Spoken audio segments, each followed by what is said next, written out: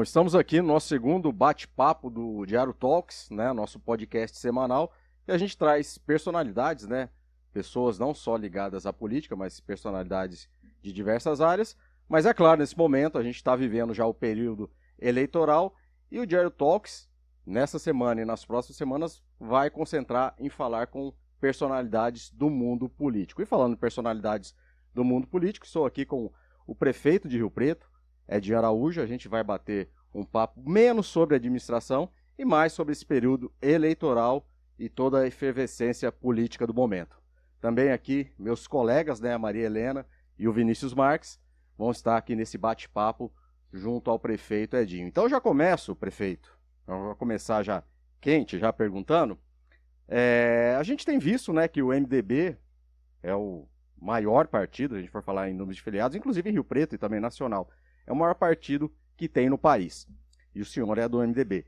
De qualquer maneira, o que a gente tem visto desde o Covas, né, a gente vê o PSDB, que tem governado o estado de São Paulo, e há uma certa perda de protagonismo do MDB. Tanto que esse ano sequer tem candidato, sequer tem um nome a vice, indicou, né, o senador Edson Aparecido, que vai estar junto da chapa do Rodrigo Garcia e também do Geninho Zuliani. Ao que o senhor atribui essa perda, né, de protagonismo do MDB, e o senhor concorda mesmo que ele perdeu muito protagonismo nos últimos anos? E falando em política estadual, claro. Bom, primeiramente eu quero cumprimentar o Diário da Região por este momento e por estar aqui para conversar com vocês. Um diário que tem um papel fundamental na história de Rio Preto, da região e do jornalismo brasileiro. Então eu não posso deixar de saudar o Dr. Buzini, o Fabiano, toda a equipe, cumprimentando aqui a Maria Helena, o Vinícius, e você, Fabrício, por este encontro e por esta oportunidade. Pessoal da técnica, eu estou aqui acompanhado do Mário Soler, e dizer que o MDB é inegavelmente um partido que tem um papel histórico na vida nacional. E a questão do aumento de partidos, então são muitos os partidos hoje. E o MDB teve recentemente o presidente da República, Michel Temer. Temos hoje a Simone como candidata a presidente da República.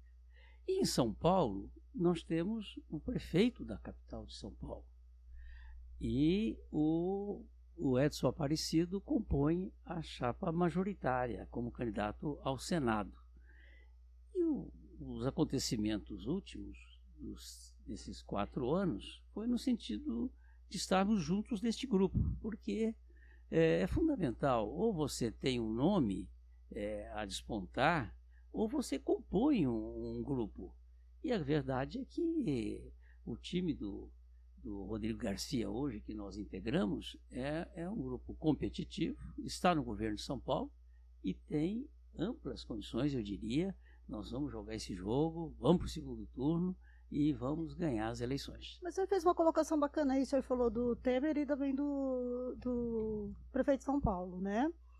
Ricardo Nunes. Ambos herdaram. O Ricardo Nunes herdou a prefeitura com a morte do Covas. O Temer herdou a presidência quando a Dilma sofreu o impeachment. Ou seja, novamente o PMDB entrou num grupo, mas como noiva, vamos dizer assim. Essa tendência, a gente está vendo isso muito acontecendo demais nos últimos anos, principalmente nessa eleição, em que foi muito difícil, não se consolidou uma terceira via de fato competitiva. A gente tem aí uma polarização entre o Lula e o Bolsonaro, exatamente porque os partidos preferem trabalhar bancadas para o Congresso Nacional, porque é o número de deputado federal que traz o valor os repasses do fundo partidário e do fundo eleitoral. Então isso não é ruim quando os partidos começam a focar só o Congresso Nacional tendo em vista esses recursos e deixar de disputar e deixar de dar ao eleitor uma gama maior de opções. A eleição para presidente está aí, né? Tem 2 candidatos na parada e não se consegue falar numa terceira via de fato competitiva. Bom, Helena, primeiramente é o seguinte, o noivo e a noiva têm papel Importante, né? Importante os dois. A questão da vice e ter chegado ao poder, tanto na presidência da República quanto na Prefeitura de São Paulo, é uma contingência natural do sucessor imediato, né? Que o vice é sempre o substituto do titular. A grande verdade é que nós estamos vivendo um momento novo da política nacional. Eu acho que o MDB, apesar de tudo, está participando, está entre os 3 cargos em disputa no majoritário no Estado de São Paulo, que é o cargo de Senado, ocupado pelo Edson Aparecido. E no tocante às eleições presidenciais, respeitosamente e carinhosamente, eu quero dizer para você que 50 dias de eleição, onde nem começaram ainda as campanhas de candidato, nós estamos vivenciando ainda a pré-campanha, é uma eternidade. 50 dias é uma eternidade. Os programas de televisão vão começar no final do mês. Posso fazer uma pergunta sobre isso, então? Pois não. Então, eu acho o seguinte, a Simone, pode escrever o que eu estou dizendo, ela vai jogar gravado, esse jogo. Prefeito. Eu nem escrevi, tá gravado. Não, pode falar. Uma pergunta agora, então, aqui.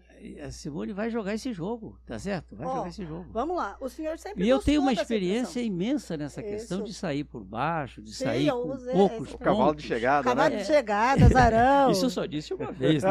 O senhor disse que era cavalo de chegada. Mas disse uma vez. Eleição de 2000, porque a Julinha. Não foi 2004? Acho que foi eleição 2004. Não, foi 2004. 2004, porque tava com o Mané. Tava as disputa duas. com o Mané. Foram 2 turnos mas em estava 2000. mais apertado, eu acho. Foram 2 turnos em 2000 A e 2 Julinha turnos em não 2004. lembra, a Julinha Mas da foi política, 2004. pros jovens. Julinho, você nem tinha nascido. Ele saiu com 4%. Então, mas essa eu não falo mais. E aí ele usa sempre essa expressão. Sabe, eu já contei essa história para vocês, que aí certa feita me falaram, você fala isso, fala de novo, o cavalo de chegada. Eu falei, olha, esse é um perigo, porque alguém me falou assim, Edinho, se já pensou, se não dá certo, eu ia botar um cavalo paraguaio lá na frente da prefeitura. Aproveitando então essa expressão, que o senhor sempre gostou de apostar no azarão aí, e não dá para negar que nessa eleição a Simone, o próprio Ciro aparecem como azarões, porque a gente tem um cenário muito consolidado ali nas pesquisas, pouca movimentação. Prefeito Edinho Araújo, o senhor apostaria hoje 1 mês de salário do senhor num desses 2 azarões, Simone Tebet ou Ciro Gomes? Não, eu nunca gostei de aposta, né? Eu apostar, eu não ia apostar ainda salário. Tá certo? Eu tenho esse ponto de vista de que a Simone, que eu vou dizer o seguinte para vocês, eu conheço muito pouco na tratativa pessoal. Eu conheci o pai da Simone. O pai da Simone, só vou dar um detalhe para vocês.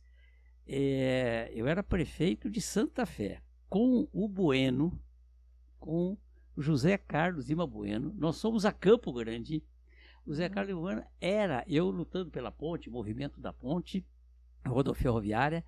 O Bueno era o arquiteto da casa do Tebet, né? do Rames Tebet, que é o pai da Simone. Que é o pai da Simone, que foi presidente do Senado. Então, isso eu estou falando de um acontecimento de 40 anos. Então, a Simone devia ser uma daquelas crianças que estavam por ali, tá certo? E depois ela foi prefeita de Três Lagoas, né? Prefeita de Três Lagoas, e teve uma carreira política. Então, eu acho que o momento, eu acho que comporta uma candidatura, e ela foi superando todas as dificuldades, né? Ninguém falava ainda, não chega lá e tal, ela foi rompendo. Então, eu considero que a Simone está preparada, e é mesmo uma mulher preparada para o exercício da função, corajosa, destemida. E tem a Maria Gabrilli, né? A Mara Gabrilli, que é uma figura que eu conheço também. Essa eu conheço mais do que a própria Simone. E, portanto, são 2 mulheres que estão aí prontas para jogar esse jogo. É onde todo mundo quer. Se você está em qualquer mesa que eu tenha frequentado, eu pergunto, todo mundo quer uma segunda, quer uma outra opção, se não essa do presente e do passado. Então, eu considero uma candidatura competitiva e nós vamos conferir isso. Prefeito, mas nessa questão, só um segundo, nessa questão nacional, 2018 o MDB lançou a candidatura do Henrique Meirelles, né? Dentro de um contexto onde havia uma divisão seria apoiar alguns candidatos ali, algo semelhante também que ocorreu este ano, né? O Meirelles foi menos votado, por exemplo, que o Cabo Daciolo, que era considerado uma candidatura assim até inusitada ali, né? O MDB nesse contexto, o senhor acha que ela tem mesmo essa chance ou não fica ali um candidato que é dito e é um candidato do centrão que navega ali conforme o humor para conseguir ter o apoio, né? E do presidente de plantão, vamos dizer, está sempre ali circulando, no centrão, aí lança um nome, mas a real chance não aparece assim, pelo menos as pesquisas hoje também não mostram, tal qual não mostraram.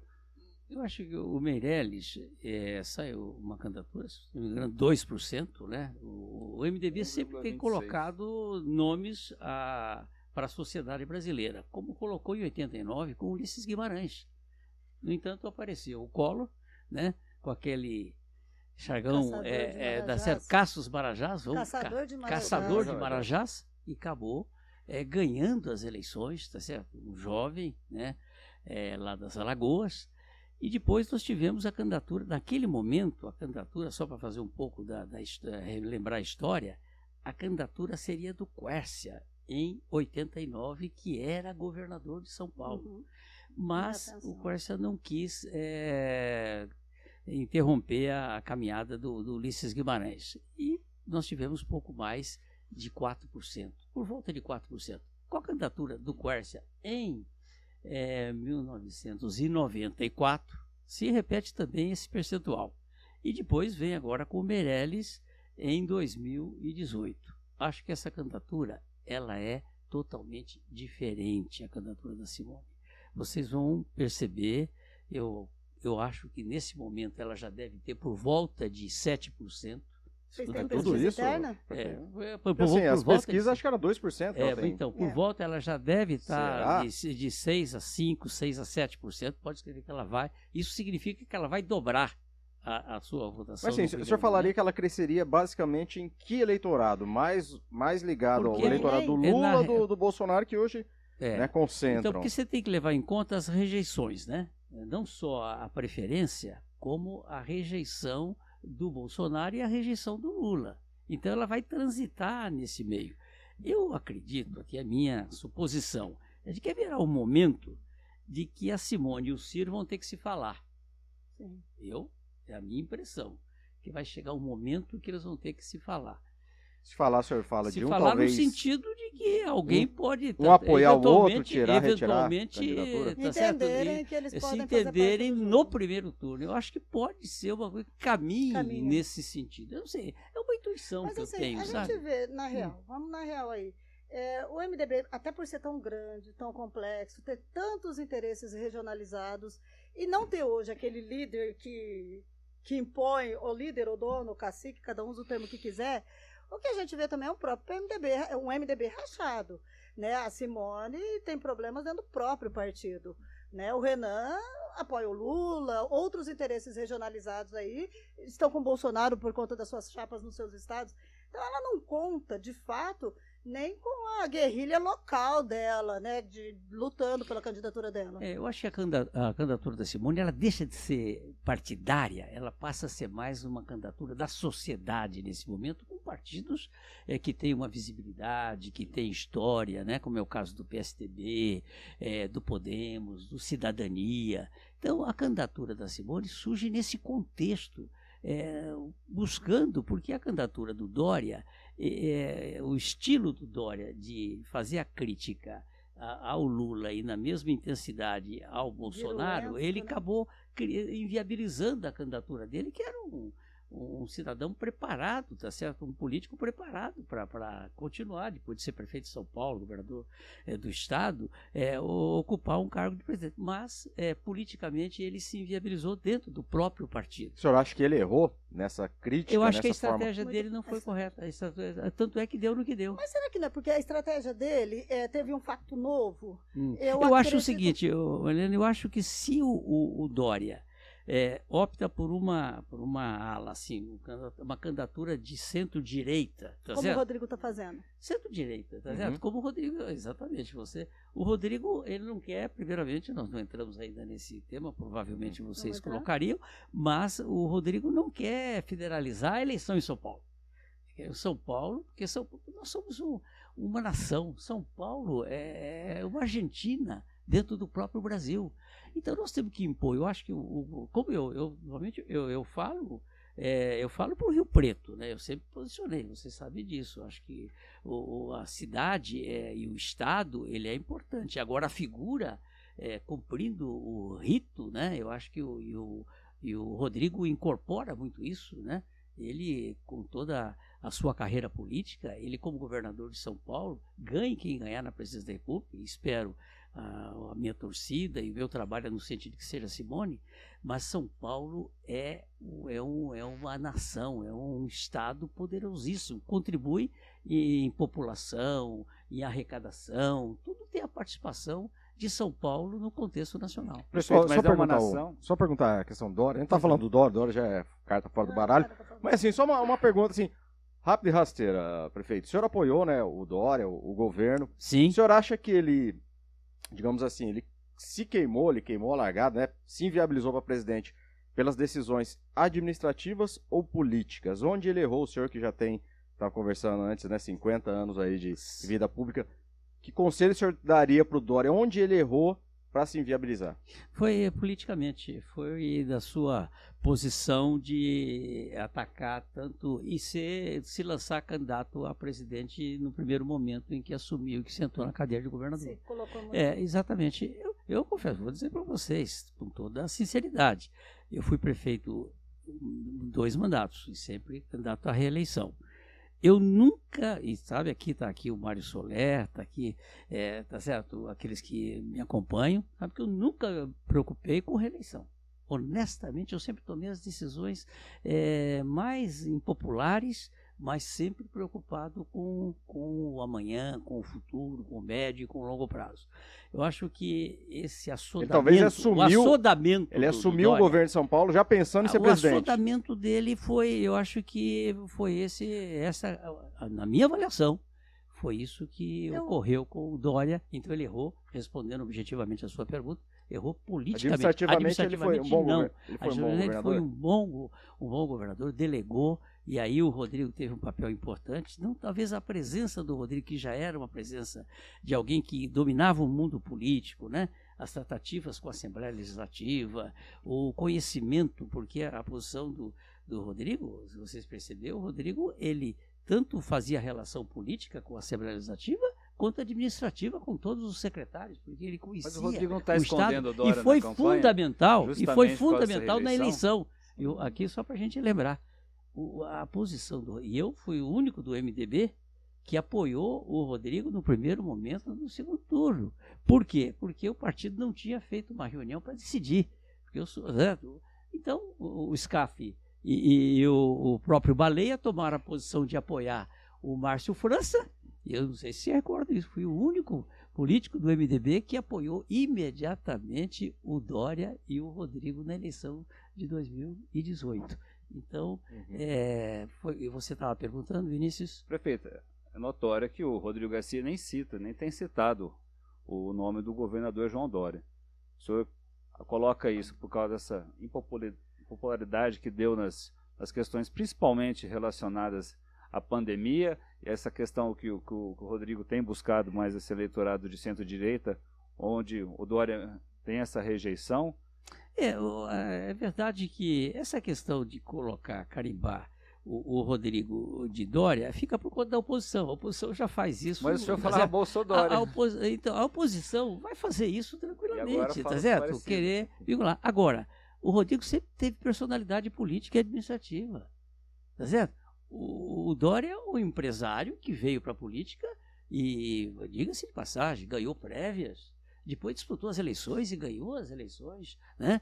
O Rodrigo sempre teve uma atuação que ele construiu, sempre foi um grande parlamentar. Eu conheço o seu prestígio no Congresso Nacional e é um executivo, passou por diversas secretarias, 4 ou 5 secretarias, tanto da Prefeitura de São Paulo quanto do governo de São Paulo. Porque então ele tem uma habilidade. Eu não sei se vocês se lembram, quando eu terminava 2008, meu segundo mandato, eu tinha 3 pré-candidatos. Eu tinha o Bolsoni, o Nicanor e o Jair Moretti. E o Rodrigo Moretti. Aí eu chamei vocês e falei, olha, eu vou convidar o Rodrigo para ser o nosso candidato a prefeito. Todos falaram, não, tudo bem, depois está certo, um de nós será o vice, né? Caminhava para o Bolsoni ser o vice-prefeito. Eu convidei o Rodrigo, fui no seu escritório e fiz o convite formal, mas aí ele declinou do convite.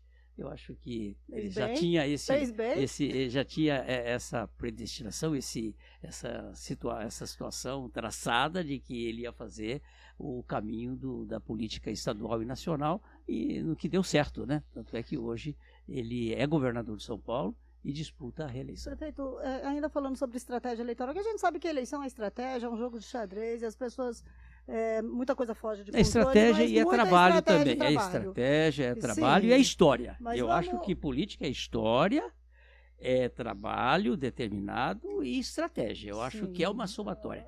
O voto e a eleição não é um fator só. Né? Quantas vezes a gente chegava, eu chegava numa cidade e o cara falava, olha, eu arrumei tantos votos para você, tal. O voto é uma somatória de tendências, de situações que levam... e ninguém fala pro cara, eu não vou votar em você, né? Então você está sempre achando, claro, todo candidato, ele tem, primeira coisa, ele tem que acreditar nele. Mas a gente sabe que o senhor não faz nada sem pesquisa.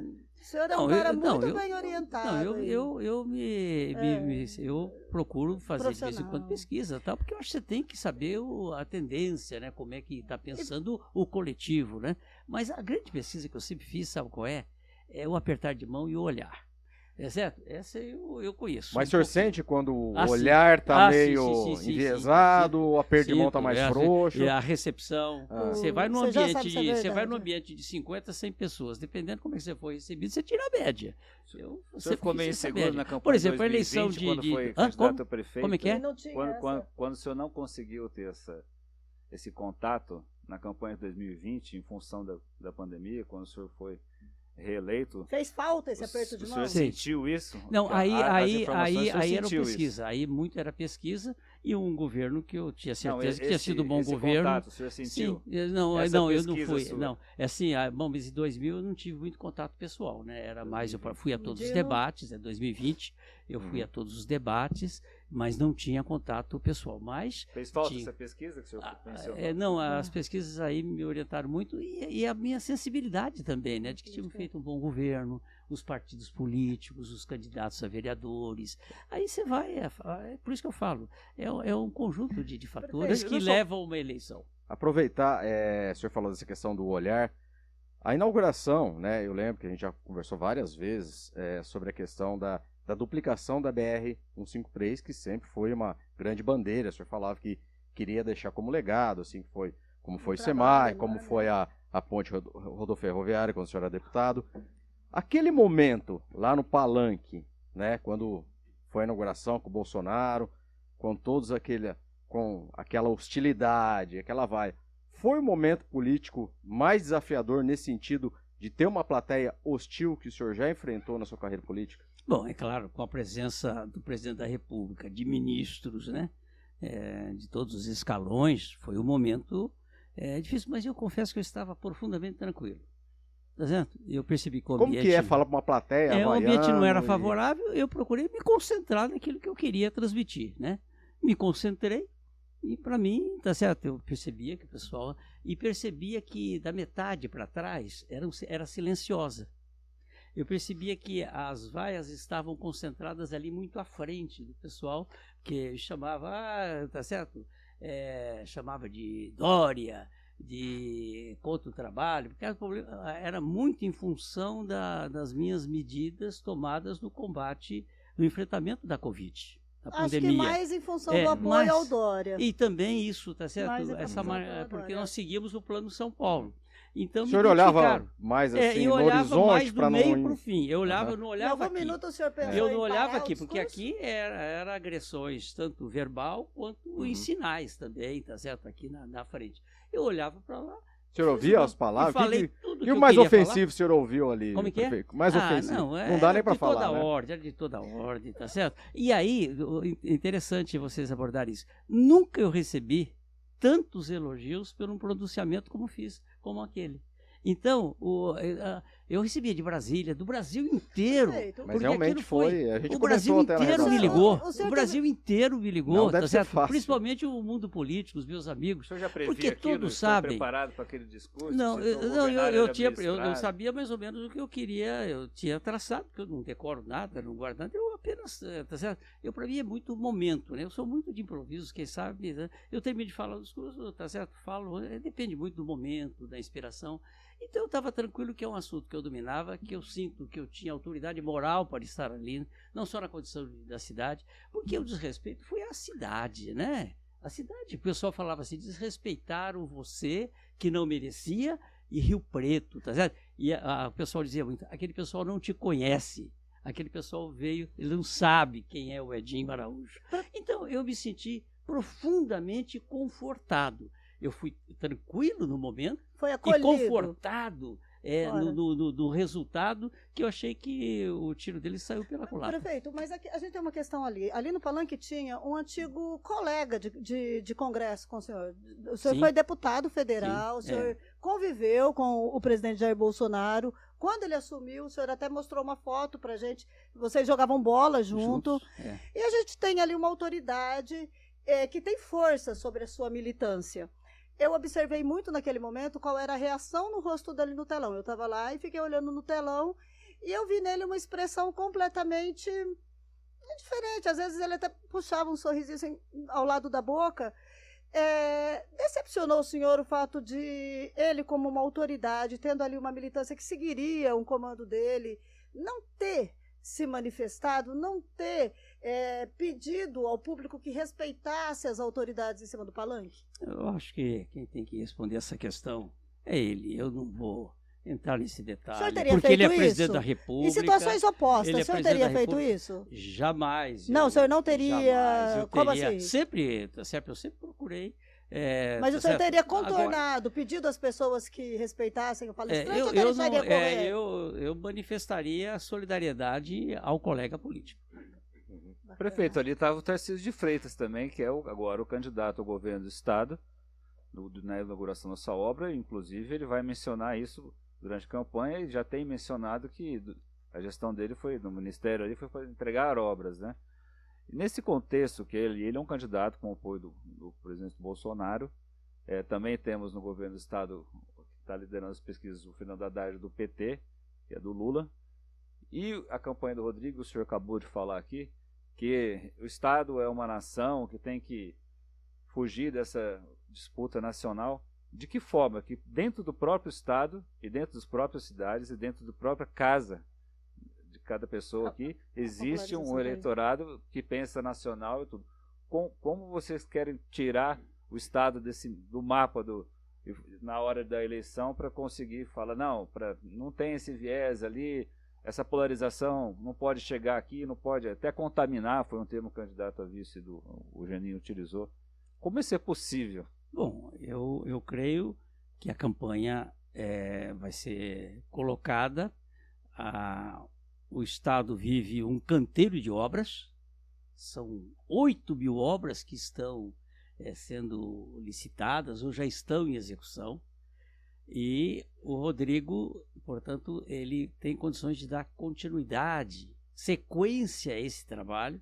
Diria para você com toda tranquilidade que para Rio Preto será muito bom, que nós estamos com muitas obras aí em andamento e outras para serem licitadas. E a candidatura defender não se trata de ser contra ninguém, se trata de fazer a defesa de alguém e dizer que a eleição de São Paulo é muito importante e ter um candidato pronto, como temos o Rodrigo, e um candidato de Rio Preto, da região, um vice-candidato ao governo, né, que é o Geninho. Eu acho que é um privilégio de poucas regiões. Então, por isso, eu considero que Rio Preto e a região têm que responder de forma muito mais expressiva em termos de votos para o Rodrigo do que qualquer outra região, porque nós o conhecemos melhor. Qual é o problema do Rodrigo? Tem muita gente que não o conhece ainda, e todas as pesquisas indicam que à medida que conhecem o Rodrigo, e eu tenho feito essa pesquisa, você viu o Rodrigo no debate? Aí todo mundo, não há quem não tenha esta impressão de que ele foi muito bem no debate, não aceitou nenhuma das provocações e procurou colocar essa questão de não é nem para a direita, não é para a esquerda, e é para frente, tá certo? E foi nesse sentido que ele está tocando a campanha e trabalha como poucos políticos têm a disposição e a energia que tem o Rodrigo Garcia. Perfeito, mas assim, falando agora, né, de novo de estratégia, essa questão toda, quem lê pesquisa, quem analisa cenário, diz claramente que o nosso desenho hoje no estado de São Paulo é um candidato de centro-esquerda no segundo turno, um candidato de centro-direita. Uma vez que o grupo de centro-esquerda conseguiu ali uma unificação em torno do Haddad, estaria mais fácil aí para um Haddad no segundo turno, mais uma segunda vaga que seria disputada entre o Rodrigo e entre o Tarcísio, nesse contexto centro-direita. Quando vem aqui para baixo, né, a gente tem uma região muito conservadora no voto, eu ouço muita gente todo dia, não, o Haddad vai murchar na televisão, vai ser um segundo turno de Rodrigo e Tarcísio. Eu acho que quem tem o cenário de São Paulo aí, não dá para você achar que a região ganha eleição, né? Então, numa questão de Estado, a gente, eu acho que os pesquisadores estão mais corretos. Qual a opinião do senhor? É um cenário de segundo turno para um candidato de centro-esquerda e uma outra vaga entre o Rodrigo e o Tarcísio?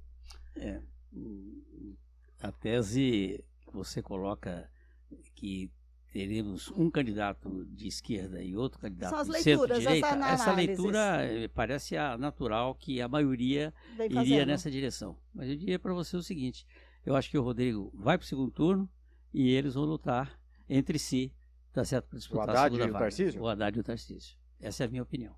Certo. Ô, prefeito, aproveitar, não é um bate-papo, né? Então a gente vai e volta, não tem aquele compromisso da entrevista. Eu vou voltar. Tá muito gostoso, tá muito agradável. Quero parabenizar você. É uma conversa. E o Diário da Região. Mas falando, então, vou voltar a falar da questão da disputa da presidência. O senhor, né, enquanto político, né, e prefeito, o senhor já apoiou o Lula, já esteve junto ao Lula e já esteve junto ao Bolsonaro. Pegando aquele ganho que o senhor falou do presente e do passado. É uma prova de que a política é mesmo como nuvens? Olha, eu sempre apoiei o candidato do meu partido no primeiro turno. Todas as vezes eu apoiei o meu candidato do meu partido no primeiro turno. Mas você apoiou contrariado alguma vez ou não? Não, bom, eu sempre respeito a decisão partidária. A decisão partidária tem que prevalecer. É claro que no caso de 2018 ela não se deu. Eu não segui a orientação majoritária das lideranças. Eu acho que o SCAF... Nós tínhamos que ter... O SCAF tinha todas as coisas. O SCAF vai para o segundo turno, ele ganhava aquela eleição. Sim. Mas ignorou-se o mundo político naquela eleição. Tá certo? Era muito SCAF.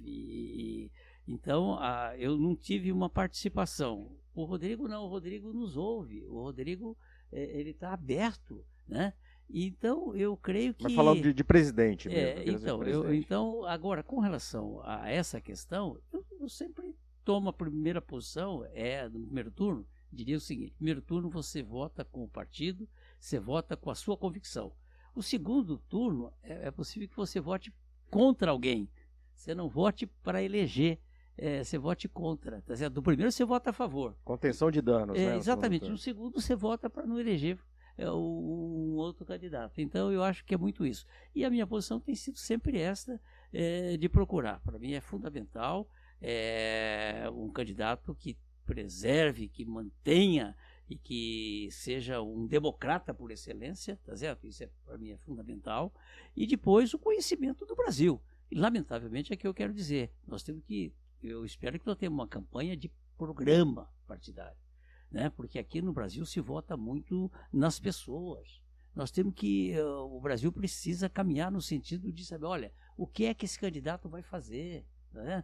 Quais são as suas propostas para a agricultura, para a indústria, para o comércio, para o estudante, para a educação, para a saúde. Eu acho que é isso que o Brasil precisa e, lamentavelmente, não caminhamos para uma campanha onde não vai ser discutido o programa de governo. Isto é muito ruim para o país. É muito ruim para as futuras gerações. Porque o pessoal vai, tá certo, assim, ficando muito repetitivo. Tá certo? Uma coisa sem uma reflexão maior. Só sobre essa questão, não vou perguntar para o senhor em quem o senhor votaria no segundo turno entre Lula e Bolsonaro. Eu vou perguntar em quem o senhor não votaria. Bom, é o seguinte, eu acho que a Simone ela vai disputar o primeiro turno e eu acredito que ela vai para o segundo turno e vai ser presidente da República. Prefeito, o senhor falou dessa tensão, o senhor viveu um pouco na pele do que é essa radicalização política. Mais que isso, o senhor está fazendo agora em outubro bodas de ouro no casamento do senhor com a política. O senhor já é casado com a política há mais tempo do que é com a dona Maria Elza. É verdade. Né? O senhor está há 50 anos casado com a política e há 47 casado com a dona Maria Elza, né? Nesse contexto, quer dizer, o senhor tem 50 anos de história, de viver a história, de ver a história política, participar dela e ver passar pelos olhos do senhor. O senhor viveu a transição da ditadura do regime militar para a democracia. Nesses 50 anos de carreira do senhor, o senhor viveu um momento de eleição nacional tão tenso, tão dividido, tão temeroso, até tão violento? Eu pergunto isso porque eu estou há 30 cobrindo e eu nunca me senti tão tensa tentando cobrir uma eleição, né? O senhor também, porque eu falo, quando veio aquela vaia de uma forma tão agressiva, é o reflexo dessa polarização. O senhor já viveu, nesses 50 anos, um momento tão tenso e tão radicalizado? Não. Eu me recordo, eu tinha 14, 15 anos, quando do golpe militar, depois eu fui para Ribeirão Preto, eu me lembro que participava das reuniões estudantis já aí na faculdade, né? Com manifestações contra a ditadura, eu me lembro muito bem disso. E agora, momento como este, porque o jovem, né, é preciso saber o que é a democracia. A grande verdade é que a democracia ela não solucionou muitos problemas, então há uma certa frustração com a democracia brasileira. Mas não se descobriu nada melhor do que a democracia. Então, é preciso entender o seguinte, uma coisa é você ter liberdade para falar, olha o que eu passei durante a pandemia, quantas manifestações em frente à prefeitura e depois na minha rua, em frente à minha casa. E que eu tinha que chegar antes das 7 horas da noite, porque se eu chegasse depois, eu teria dificuldades para entrar. E eu sempre pedindo, né? Sempre pedi, olha, não evite o confronto, porque eu sou o homem da paz. Eu nunca fui contra ninguém, nunca desejei mal para ninguém, meu coração não tem espaço para odiar ninguém. Eu sempre levanto todos os dias de joelho, eu peço a Deus que me inspire, que me dê sabedoria para governar, para entender as pessoas, porque eu acho que isso que falta. Está faltando tolerância, está faltando respeito às pessoas, né? E o caminho da democracia, a juventude entender que não tem nada melhor do que a democracia, você poder dizer o que pensa numa reunião, num partido, numa associação, daqui a pouco candidaturas avulsas, que do jeito que estão com tantos partidos, por que não ter candidaturas avulsas, né? Então eu acho que é o caminho, e debater as ideias e programa. Eu acho que nós precisamos de espírito público, tá certo? Espírito de gente que goste de gente, que goste da política, a política como instrumento para você transformar a realidade e dizer o que pensa, né? Hoje, esse país, porque não tem nada mais maravilhoso que o Brasil. Não existe mais, tá certo? Né? Uma Amazônia, as nossas praias, os nossos biomas, as nossas regiões. E morar em Rio Preto é um privilégio, né? E quantas transformações nós estamos fazendo aqui. Olha o que nós estamos fazendo com a favela Vila Itália, que agora é a favela 3D, que é a única favela existente em Rio Preto. Olha que somatória de esforços, de tendências de governo do Estado, governo municipal, as ONGs, né? Porque viram em Rio Preto um ambiente, um prefeito aberto, que eu não quero ser, tá certo? Não quero chamar atenção, tá certo? Eu não sou um populista, eu quero ser um popular. Mas eu acho que o populismo não faz bem a nenhum governo, nem municipal, nem estadual, nem federal. Agora enfrentando a questão das pessoas em situação de rua, que é um problema que está presente no mundo inteiro e que aqui nós conseguimos reunir todas as autoridades, Ministério Público, Defensoria Pública, Poder Judiciário, OAB, tá certo? E temos aqui o privilégio de ter um juiz da infância e da juventude, que é alguém que eu conheço há mais de 20 anos e que aceitou, tá certo, fazer essa coordenação junto com as secretarias. Foi um trabalho, tá certo, junto com todos os nossos secretários. Então, é unir e buscar enfrentar a questão. Então, nós temos um problema de favela que pode ser um case nacional. A solução da favela da Vila Itália pode ser um case nacional. Ainda hoje eu participei de reunião. Nesse momento o pessoal está reunido lá na prefeitura, discutindo como é que se coordena, como é que organiza, porque é grande verdade que todo mundo às vezes quer uma solução, mas cada um a seu modo. Não pode, as questões públicas têm que ser orgânicas, têm que ser muito bem organizadas, senão você não avança. Não é fácil administrar. Administrar, primeiro que tem todo um cipoal de legislação, quando vem alguém da iniciativa privada, não se conserta, ele não acerta o passo na administração pública. A administração pública, muitas vezes, ela é morosa, tá certo? Mas você tem que ser determinado. Então é isso, eu nunca desisti de nada. A ponte rodoferroviária é a maior obra da América Latina na região, né? A duplicação, a BR-153, que nós sempre brigamos pela duplicação em toda a sua extensão, e você sabe que ela está concedida, mas nós em Rio Preto nós retiramos da concessão e colocamos o DENIT para executar. E a nossa participação, 100 milhões de reais, colocamos no orçamento de 2017. Tá certo? E sempre lutando com o apoio de todos, tá certo? Nós sempre estivemos à frente, sempre liderando de forma desprendida. Então, a política e a democracia é fundamental para você desenvolver. O senhor acredita numa transição tranquila? E é através da democracia e do empreendimento que a iniciativa privada, você tem que levar infraestrutura. O que é Rio Preto hoje? Rio Preto hoje é uma cidade que tem infraestrutura. Está preparada para as chuvas, agora estamos preparados para a seca. Tem água, tem tratamento de esgoto. E uma cidade que tem um serviço público municipal. Poucas cidades do porte de Rio Preto têm esta autonomia. E eu sempre, olha o mapa lá do estado de São Paulo, lá em Santa Fé, quantos municípios têm serviço autônomo? Santa Fé tem, porque nós traçamos há 40 e tantos anos uma linha. Em Rio Preto, quantas transformações fizemos aqui no ano de 2000 a 2008 e depois de 2017 até agora.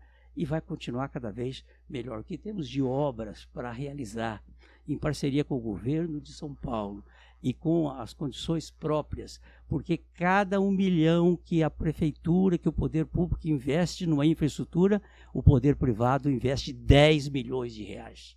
E é isso que nós precisamos. E Rio Preto não tem quem visite Rio Preto que não cumprimente, que não elogie a cidade. Por quê? Porque a cidade está limpa e não depende só de mim. Todos os dias eu peço, pessoal, vamos fazer a cidade limpa e vamos investir muito em educação, em saúde, em tecnologia, né? Nós estamos para o parque tecnológico e ter uma administração coesa, ter um vice-prefeito à altura, tá certo? Que é o Orlando Bolsoni, à altura, está em condições de me substituir, eu posso tirar férias, o Bolsoni toca, os secretários todos integrados, e um servidor público que é exemplo para toda a região e para São Paulo e para o Brasil. Prefeito, aproveitando essa questão da democracia, hoje, né, a gente, na internet, a gente não sabe quantas pessoas vão ouvir, mas a gente está gravando esse programa hoje, dia 11 de agosto, inclusive dia do advogado. O senhor é advogado, né? O senhor fez bacharel. Sou bacharel. Advoguei. Advoguei que 3 anos. Eu me formei em 72, advoguei em 73, mas em 72 eu já, quando fui candidato a prefeito a primeira vez, eu advoguei em 73, 74, 75 e depois voltei à política, né? E continuou, mas na verdade mas eu sou, e quero cumprimentar todos os advogados, aproveitar para cumprimentar a OAB, pelo seu papel fundamental na construção disso que nós estamos falando, da democracia, né? Hoje um evento maravilhoso. Exatamente sobre isso que eu queria perguntar. O senhor chegou a assinar o manifesto? Assinei imediatamente. Sou subscritor desse documento elaborado pelos advogados, pelos intelectuais. O senhor acredita numa transição pacífica? O senhor acha que o presidente Bolsonaro vai entregar a faixa pacificamente. Caso não seja caso ele reeleito, não seja reeleito, claro. É claro, eu espero que se respeite o resultado das urnas. O senhor espera, mas o senhor acredita? Eu espero, porque o processo, outra questão, outra falácia, né, que inventou o sistema eleitoral brasileiro, é um dos mais modernos do mundo. Sempre nós ouvimos isso, né? E recentemente até o próprio governo americano reconhece. O senhor foi eleito nas duas, né? Com papel exatamente, e eu fui eleito nos quatro. As 4 eleições. As 4 eleições. Eleições. O senhor já foi eleito no papel. Já foi eleito no papel. Tanto é que, a propósito disso, eu me chamo hoje Edson Edinho Coelho Araújo, tive que acrescentar Edinho em 1982, porque naquele tempo não valia apelido, né? Sim. Porque você tinha que colocar o número ou o nome. Aí o senhor acabou, por conta disso, o senhor inseriu? 82. Eu passei a me chamar Edson Edinho Coelho Araújo, né? Meu nome de batismo, do que meus pais, eu tenho o seu Emílio, que foi meu pai, é meu pai, e a dona Bela, que vive lá em Santa Fé. Assina o Diário da Região. Eu chego lá e tá com o Diário da Região na mão.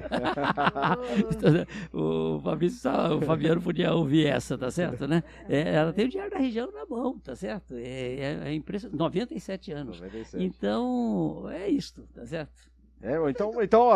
A cédula de papel ajudou o senhor a incorporar o Edinho no nome, né? Exatamente, acho que essa é a grande contribuição. Mas a segurança maior, eu acho que ela vem porque é o seguinte, ninguém sabe o seguinte, a urna eletrônica não está ligada a nada.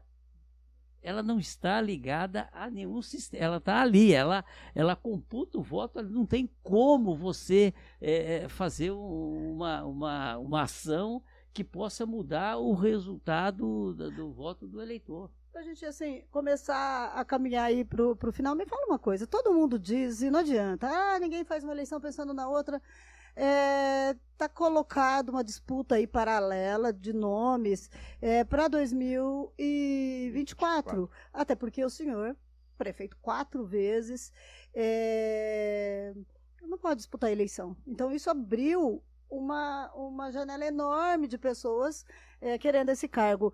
Então se diz muito que, olha, quem se sair bem agora vai se cacifar para 2024, seja de onde for. Tem muita gente se testando agora para 2024. O senhor não tem um sucessor natural. Já ouvi de gente do MDB dizendo que o deputado estadual Itamar Borges, que veio para Rio Preto e hoje é apoiado pelo senhor, seria um sucessor natural do MDB. Quem é o sucessor natural do prefeito Edinho Araújo?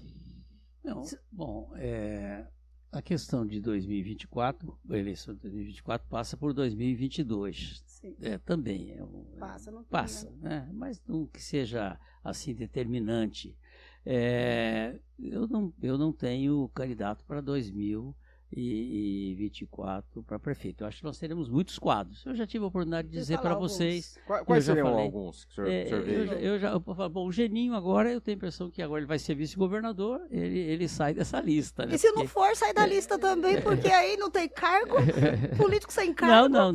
Eu acho que a primeira coisa eu raciocino positivamente. O Geninho, ele sai porque ele vai ser vice-governador e vai ter um papel fundamental. Eu acho que ele sai de todo jeito. Se de qualquer forma, está fora. Se ganhar, se perder, Geninho está fora. E aí nós temos os nomes naturais, né? O vice-prefeito, o Orlando Bolsonaro, é um nome natural, tá certo? Para sucessor.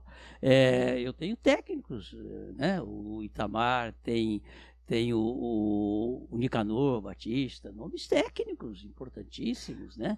O Jair Moretti, quantos quadros temos, né? Numa outra entrevista para nós, o senhor citou, por exemplo, o secretário de esportes, Fábio Marcondes, que hoje está empenhadíssimo na campanha de um adversário político do senhor histórico, o ex-prefeito Valdomiro Lopes.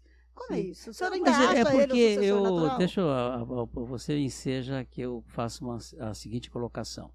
Eu dou total liberdade. Os secretários têm compromisso de trabalho na sua pasta, na sua área.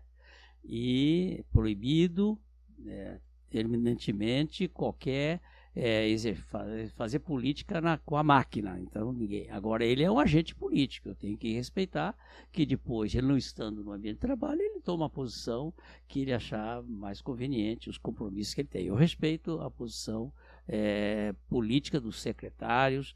os vereadores todos aí são independentes, estão também tomando as suas posições, e no tocante quem é o sucessor do Edinho, prefeito Edinho Araújo, você sabe que o meu filho está aí disputando uma vaga para federal.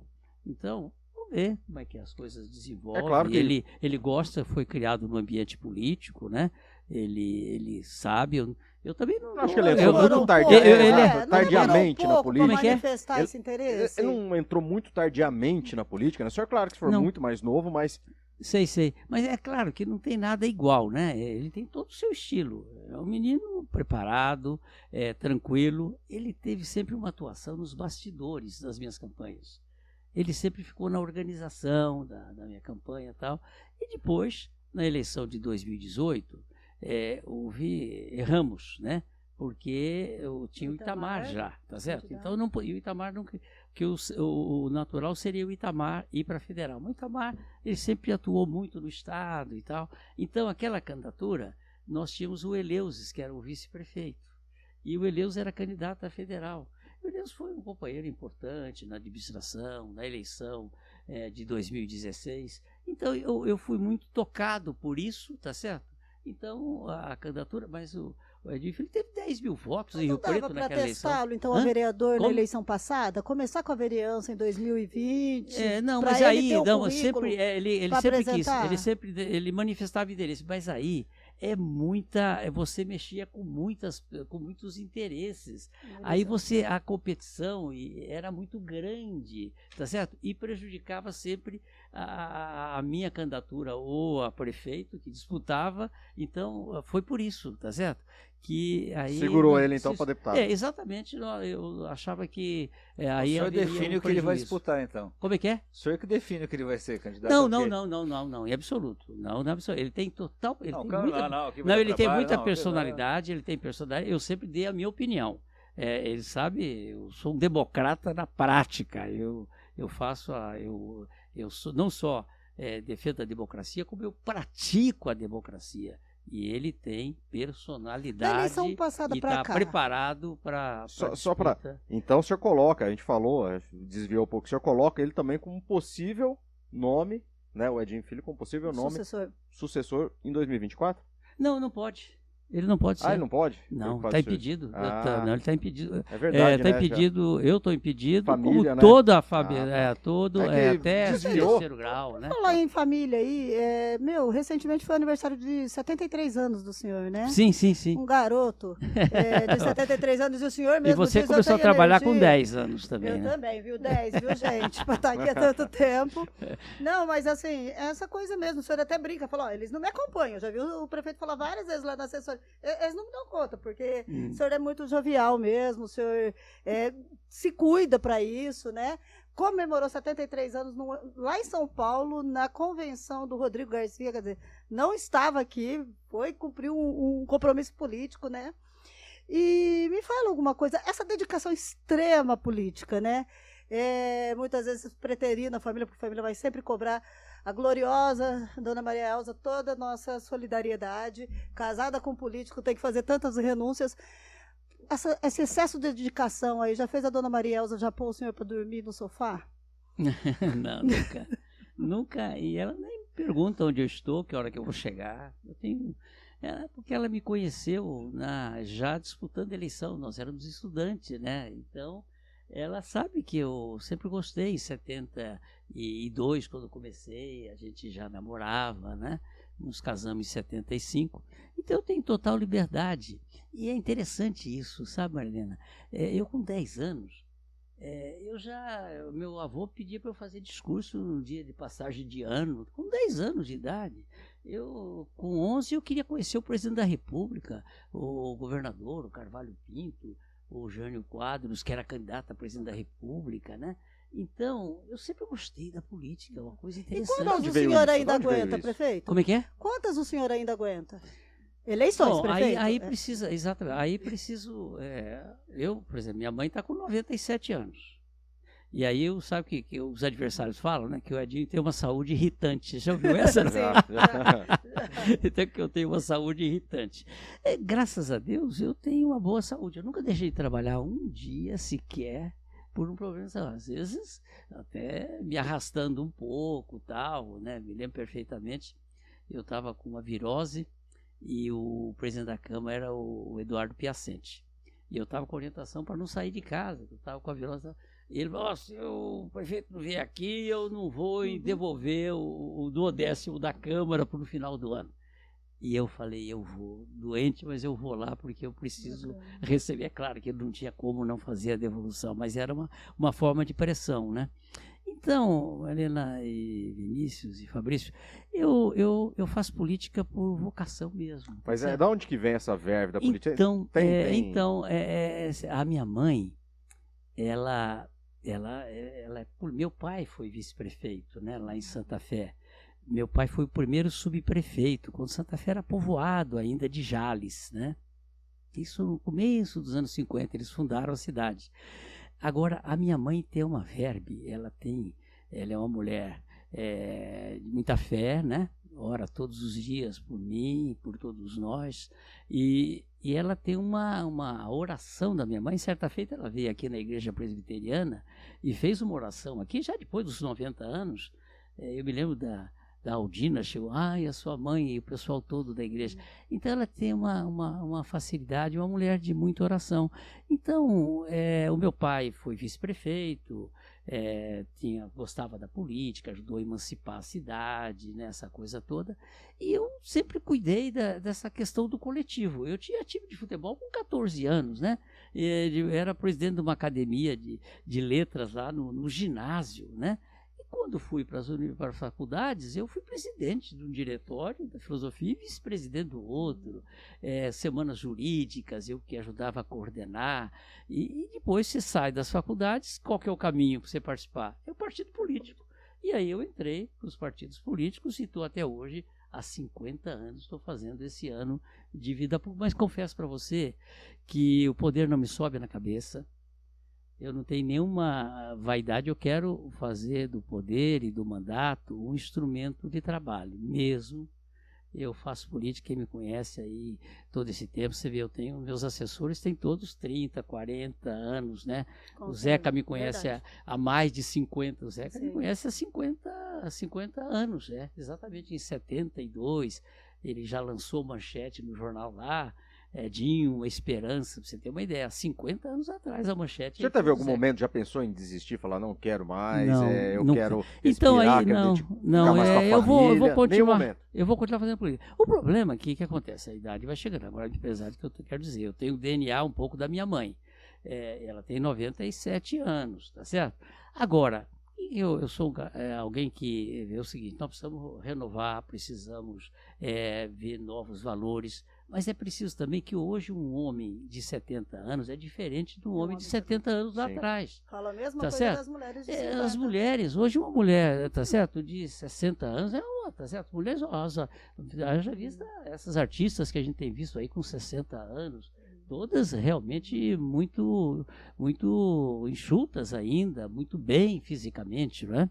Então, eu vou depender muito do quê? Da minha condição física, de saúde, né? Da saúde. Se eu tiver com uma boa saúde, e vou avaliar sempre o cenário, né? Porque eu acho que Deus me deu mais do que eu merecia, né? 12 mandatos consecutivos. Quem é que tem isso hoje na vida pública brasileira? Eu não sei.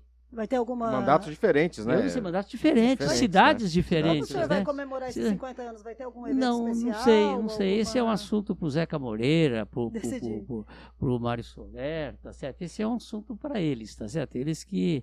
Mas eu não... Primeira coisa, festa não gosto. Eu não gosto de festa porque festa é sempre problema porque você... Quem que vai chamar, né? Claro. Se não convidar alguém, é igual casamento. Esquece do vereador ali. Esquece o vereador na terça-feira, já é uma Então, aí eu vou depender muito. Agora, mesmo assim, se você perguntar para mim, eu gosto muito dessa expressão e dessa, numa situação que é um período sabático. Para você avaliar porque eu não vou poder ser candidato a nada em 2024, né? Até quando vai o meu mandato. Eu ainda tenho 2 anos e 5 meses de mandato. Pode pintar uma secretaria de Estado, né? Como que é? Não, eu não sei. Eu gosto muito de estar nessa posição, porque não é minha impressão, é a impressão do Juscelino Kubitschek. Ele dizia que não tem mandato mais tocante, que dê mais emoção, satisfação e prazer que o de prefeito. E eu repito isso, é verdade. Porque prefeito você resolve o problema. Você está diante, você sente todas as emoções. Você sente todas as emoções. E eu vivo isso, eu vibro com isso. Tem muita crítica, muito problema, né? Sempre vai ter. Mas é impressionante a minha agenda. Eu estou correndo o tempo inteiro, de manhã, de tarde, de noite. Daqui a pouco eu vou para uma inauguração lá no Campo Belo. Acho que é bom, vou para uma inauguração no Campo Belo. E é interessante que todo mundo tem eventos e quer a presença. 2028, não é do Edinho, é do prefeito de Rio Preto. O prefeito de Rio Preto é uma figura que ela é querida, né? A figura do prefeito de Rio Preto. E eu fico muito honrado, porque eu sou sempre convidado e as pessoas têm prazer. É um lançamento de uma obra. Eu gosto muito quando a cidade tem um novo lançamento, um empreendimento particular, e quando eu posso inaugurar uma obra pública que eu vi nascer, buscamos recursos, que nada é fácil. A grande verdade é que a administração pública ela é muito difícil. Mas eu tenho o prazer de trabalhar em equipe, não faço nada sozinho. Eu tenho uma equipe. Sempre que eu chamo alguém, eu quero que ele saiba muito mais do que eu para poder administrar, e tenho paciência, tá certo? As críticas eu relevo, não dou bola para crítica, não tenho tempo para responder às críticas. Se me ofenderem moralmente, eu respondo na justiça, tá certo? Mas se não, eu toco o barco, respeito as posições, tenho uma tolerância imensa e quero que o Brasil seja cada vez melhor e Rio Preto continue sendo essa referência de cidade, pela sua história, pelos seus antepassados, pelos prefeitos anteriores, pelo trabalho dos vereadores, enfim. E eu queria saudar a imprensa, né? A imprensa livre, né? Qual cidade tem uma imprensa, tem um jornal como o Diário da Região? Muito poucas no Brasil, tá certo? Então, o Rio Preto tem estas condições que são quase que inigualáveis. E eu tenho a honra de ser prefeito com muita disposição. Tá certo. Maria Helena, Vinícius, mais alguma consideração? Não, obrigado. Prefeito, queria então agradecer, né, em nosso nome também por esse bate-papo. É justamente, como eu disse, né, um bate-papo mais do que uma entrevista, é trocar impressões, ideias. Claro que o senhor está aí com a bola da vez, então centralizou, mas eu gostaria muito de agradecer a presença. Deixar aí para consideração final sobre o que o senhor espera, né, basicamente sobre eleições, o que o senhor espera, né, rapidamente desse processo eleitoral, independentemente de quem vai ganhar, de quem vai levar a presidência, o governo. O que o senhor espera de um processo eleitoral aqui no país? Eu espero que sejam eleitos melhores, que seja respeitada a vontade popular, que se respeite o sistema eleitoral, a justiça, cumprimentar aqueles que estarão trabalhando nas eleições, que é muito importante. Sem eles é difícil fazer eleição. E que Deus continue abençoando o Brasil e que nós continuemos amando esse país e cada um tendo respeito pelo próximo, compreendendo a posição do outro, e que que tenhamos uma sociedade mais justa, mais solidária, né? Então é isso que eu desejo, que nós todos possamos viver melhor e a cidade possa ser cada vez uma cidade de mais oportunidade, que dê oportunidade às pessoas, uma cidade com saúde e com serviços públicos cada vez mais rápidos, e que possamos continuar trabalhando no sentido de vivermos felizes. Tá certo, prefeito. Obrigado, prefeito, Maria Helena, Vinícius. Lembrando que essa conversa vai estar no YouTube também e no seu tocador, né, de podcast favorito, Deezer, Spotify, e vai ter os cortes também dos melhores momentos. Então, agradeço e uma ótima semana aí a todos. Muito obrigado, um abraço a todos.